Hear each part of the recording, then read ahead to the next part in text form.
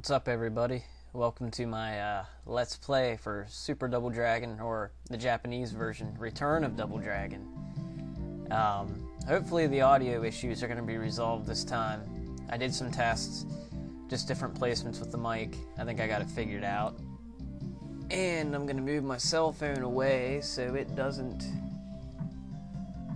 make all kinds of awesome noises like it did last time. So, just some of the reasons why I'm doing the Japanese version as opposed to the American one. One, I can set my difficulty level. I can put it on hard. The American version is indeed harder. The enemies seem to have more aggressive attack patterns, but the Japanese version here is just more streamlined. The soundtrack is in a proper order on the stages. And the final stage is a lot longer, and it's more complete. You'll see what I mean. And there's some other differences as well that I'll get into whenever I start playing. So this game's a lot different than Double Dragon 2, which I did last time. It's more straightforward fighting. There's really no platforming to speak of in the entire game. And wow, I'm getting rocked already. I'll explain some of my move selections and whatnot as I go along here. Basically, there's a few basic attacks you can do. You can do punches, which is what I use most of the time, because it seems like they have a little bit of better range than the kicks. And there's a basic kick you can do, as seen there. And then there's a two-step kick, which if you hold in down and press the kick button, you kick down, then up, and then you can finish off with a roundhouse or a punch. Or if you hold in down when you kick again, which I'm going to try to demonstrate here, you can do a middle kick, like that, which actually does more damage to the enemy. I usually forget to do that, but I'll try to remember to get through this as quick as possible. And then, of course, there's weapons. In this game, you have your knives, which you saw a guy throw earlier, the nunchucks, which I have now, a little firebomb on the ground there, which is... it just killed somebody. I was going to say, it's really easy to make the enemies walk into them. And that's another difference between the American and Japanese versions. In the American version, one of those firebombs will kill you, basically, even if you have full life. Same with a knife. It'll take out a huge chunk of your life, whereas in this version it would only take maybe a quarter or so.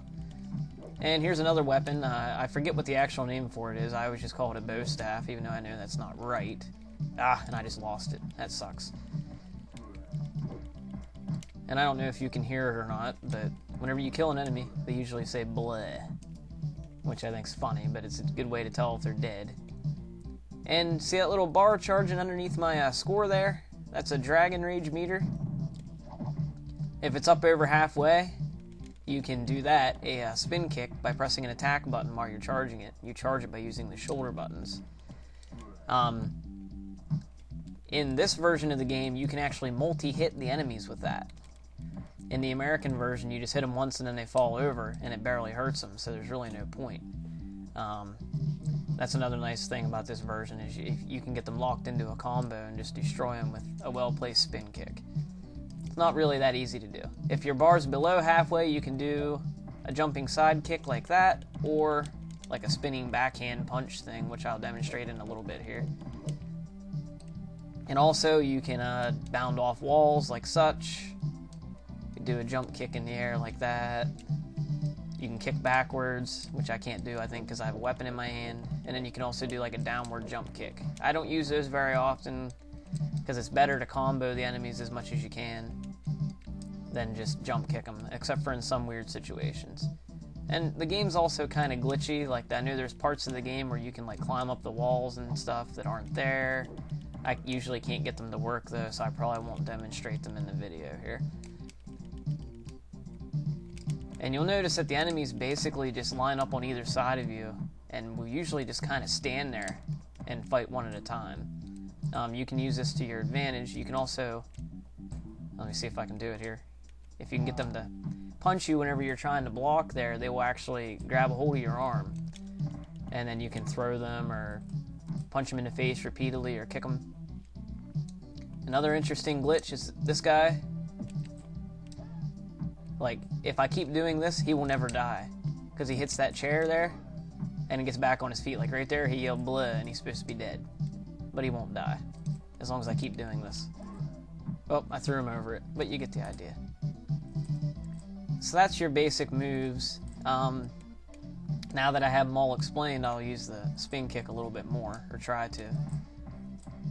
Because as you can see, it speeds things up immensely. And your basic enemies here, the guy with the headband that I killed with the spin kick, that's a Roper from the previous games. I guess he became a ninja somewhere along the way and quit wearing overalls. The guy that I just killed right here is Williams, and the guy with the swords is named Baker. He's not very tough. And this is our first boss, the guy in the suit jacket there. His name is Steve.